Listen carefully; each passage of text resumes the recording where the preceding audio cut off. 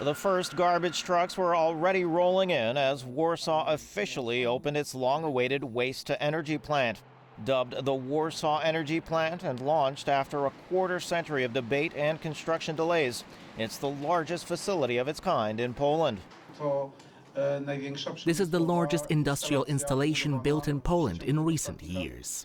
We spent as much on it as we did on dredging the canal at the Vistula pit. How much is that exactly? Nearly €500 million. When running at full capacity, the plant will process roughly a third of Warsaw's municipal waste. It's expected to generate enough electricity per year to power 50,000 households and enough heat to warm 30,000 homes, comparable to that of a medium-sized combined heat and power plant. The project was directed by South Korea's POSCO, and though the ambassador spoke very politely at the opening ceremony, many disputes remain over who is responsible for the over 2 years of construction delays. The waste-to-energy facility being inaugurated today, delivered through cooperation between Poland and South Korea, is another symbol of the fruitful partnership between our two countries. By processing waste and supplying the local community with heat and electricity, this facility represents a key piece of infrastructure for a clean and sustainable urban environment. At the plant, waste is burnt at temperatures between 800 and 1,000 degrees Celsius. The process produces more energy than it consumes. The city officials also insist the filters are so advanced that emissions equal to those of a single diesel truck. On the roof, nearly 2 hectares of green space have been planted with flower meadows and beehives, a symbol, they say, of environmental responsibility.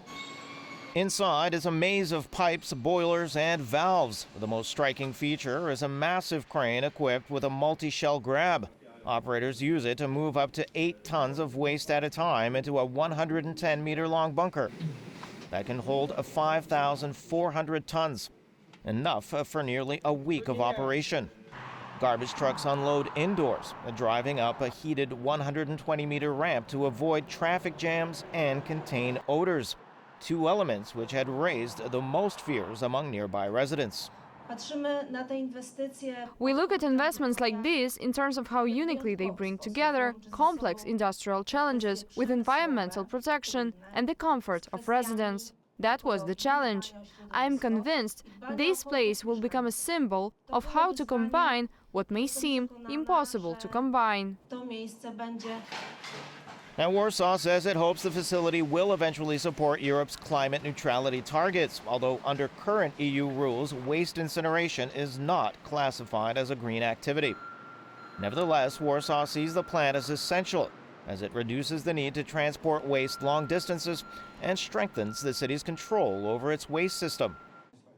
When asked whether the plant could also lead to lower waste collection fees, however, officials declined to provide a definitive answer.